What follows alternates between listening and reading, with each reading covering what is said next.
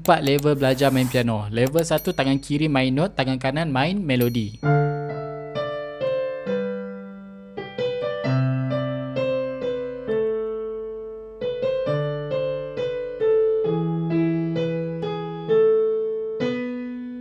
Level 2 tangan kiri main chord.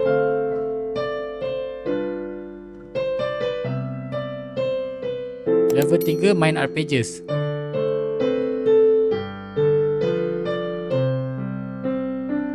Level 4 gabung semua.